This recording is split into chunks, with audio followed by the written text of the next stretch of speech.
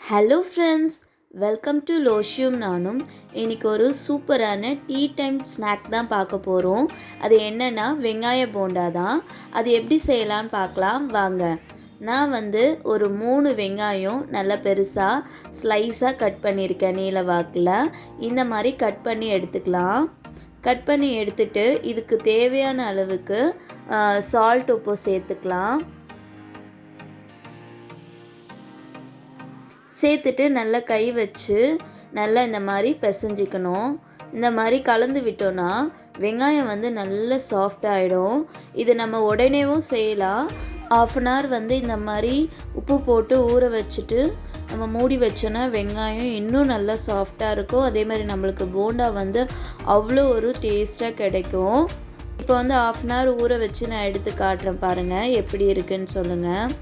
அதே மாதிரி நம்ம ½ அன் ஹவர் ஊற வச்சோன்னா அந்த வெங்காயத்துலேருந்து நல்லா தண்ணி விழும். அந்த தண்ணி விழுந்தாலே நம்ம போண்டா செய்யும் போது கரெக்டாக இருக்கும். நான் ½ அன் ஹவர் ஊற வச்சு எடுத்துட்டேன். பாருங்கள், அந்த வெங்காயத்துலேருந்தே இந்த தண்ணி விட்டு இருக்குது. அது கூடவே நம்ம என்னென்னலாம் சேர்க்கலாம் பார்க்கலாம். கொஞ்சமாக துருவின இஞ்சி, ஒரு 4 பல் பூண்டு, அதை நல்லா இடித்து சேர்த்துக்கிட்டேன் தோலோட. ஒரு பச்சை மிளகாய், காரத்துக்கு உங்கள் காரத்துக்கு ஏற்ற மாதிரி நீங்கள் சேர்த்துக்குங்க. கூடவே நான் ஒரு ½ டீஸ்பூன் மிளகாய் பொடி சேர்த்துக்கிறேன். ½ கப் அளவுக்கு கடலை மாவு எடுத்திருக்கேன். ½ கப் கடலை மாவு இதுக்கு கரெக்டாக இருக்கும்.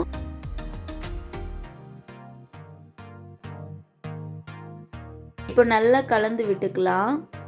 கலந்து விட்டுட்டு கடலை மாவு சேர்த்தோன்னா கரெக்டாக இருக்கும். இப்போ இந்த காரம், அந்த பூண்டு, இஞ்சி எல்லாமே மிக்ஸ் ஆகிடுச்சு. இந்த டைமில் நம்ம வச்சுருக்க ½ கப் கடலை மாவு சேர்த்துக்கலாம். கொஞ்சம் கொஞ்சமாக கலந்து விட்டுக்குங்க. அப்போ தான் கட்டிப்படாத கரெக்டாக இருக்கும்.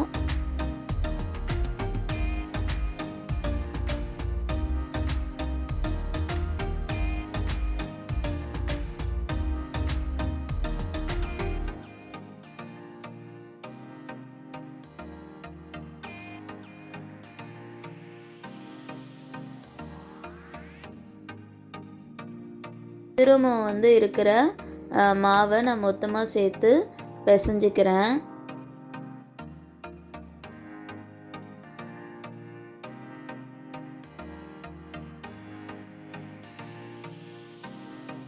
இது கூட நான் 1/4 கப் அளவுக்கு அரிசி மாவு வச்சுருக்கேன். அந்த 1/4 கப் அரிசி மாவு இதுக்கு நல்ல ஒரு மேலே மொறுமொறுன்னு தன்மை தரும். அதே மாதிரி உள்ளே நல்லா சாஃப்டாக இருக்கும். ஸோ அதனால் நம்ம 1/4 கப் அரிசி மாவையும் இதே மாதிரி நல்லா மிக்ஸ் பண்ணிக்கலாம். மிக்ஸ் பண்ணிவிட்டு நம்மளுக்கு வேணும்னா தண்ணி ஊற்றிக்கலாம். ரொம்ப கெட்டியாக இருக்குது. ஸோ அதனால் நான் கொஞ்சமாக தண்ணி தெளித்து பிசைஞ்சு எடுத்துக்கிட்டேன். ரொம்பவும் தண்ணியாக வைக்கக்கூடாது, போண்டா நல்லா வராது.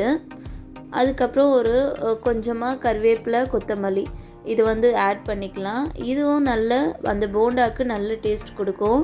நம்ம டீ கடையில் வாங்குகிற மாதிரியே டேஸ்ட்டாக இருக்கும் போண்டா. இப்போது இந்த கொத்தமல்லி, கருவேப்பிலையும் நல்லா மிக்ஸ் பண்ணிவிட்டு உங்களுக்கு தேவைன்னா ஆப்ப சோடா, அதாவது பேக்கிங் சோடா இருக்கும் பார்த்திங்களா, அது வேணால் ஆட் பண்ணிக்கலாம். நான் சும்மா ஒரு பிஞ்ச் அளவுக்கு ஆட் பண்ணிக்கிட்டேன்.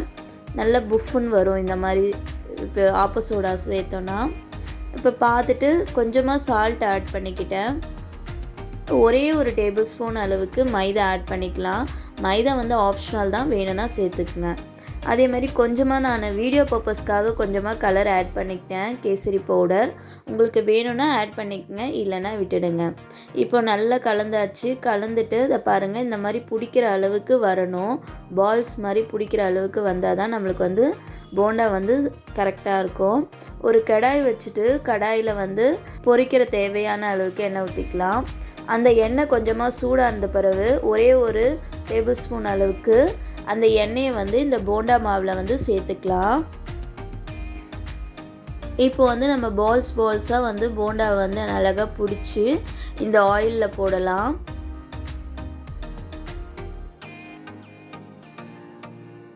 ரொம்ப ஹை ஃப்ளேமில் வச்சு எப்போவுமே இந்த போண்டா செய்யக்கூடாது. அந்த மாதிரி ஹை ஃப்ளேமில் வச்சோன்னா மேலே இருக்கிறது மட்டும் நல்லா தீஞ்சிரும், உள்ளே இருக்கிறது வந்து வேகாது இருக்கும்.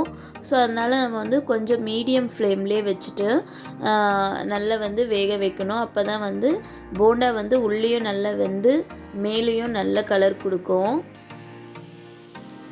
அதே மாதிரி சிம்லேயும் வைக்காதீங்க, சிம்மில் வச்சிங்கன்னா நிறைய எண்ணெய் குடிக்கும். ஸோ அதனால் மீடியம் ஃப்ளேமில் வச்சு இந்த மாதிரி திருப்பி திருப்பி போட்டு எடுங்க. ரொம்ப ரொம்ப டேஸ்டியாக இருக்கும் இந்த வெங்காய போண்டா.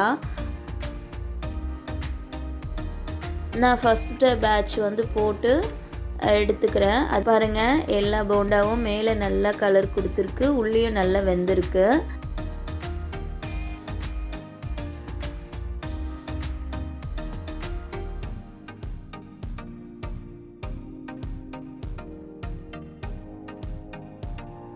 ரெண்டாவது வாட்டியும் நான் போட்டு எடுத்தாச்சு. பாருங்கள், அந்த 2 வெங்காயத்தில் வந்து கிட்டத்தட்ட ஒரு 10 போண்டா கிடச்சிது. இந்த மாதிரி நீங்கள் டீயில் வச்சு சாப்பிட்டீங்கன்னா செம்ம சூப்பராக இருக்கும். போண்டா வந்து பிச்சைனா இந்த மாதிரி உள்ளே நல்லா வெந்து மேலே கிறிஸ்பியாக இருக்கும். அப்போ தான் டேஸ்டியாக இருக்கும்.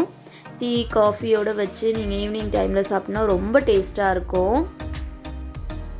இந்த போண்டாவோட கார சட்னி, தேங்காய் சட்னி இந்த மாதிரி வச்சு சாப்பிட்டாலும் அட்டகாசமாக இருக்கும். நான் கார சட்னி ரெசிபி கூட போட்டிருக்கேன், அதை நான் டிஸ்கிரிப்ஷனில் தரேன், வேணும்னா நீங்கள் பார்த்து செக் பண்ணிக்கோங்க. இந்த வீடியோ உங்களுக்கு பிடிச்சிருந்தால் லைக் பண்ணுங்கள், ஷேர் பண்ணுங்கள், கமெண்ட் பண்ணுங்கள், மறக்காமல் சப்ஸ்கிரைப் பண்ணிவிடுங்க.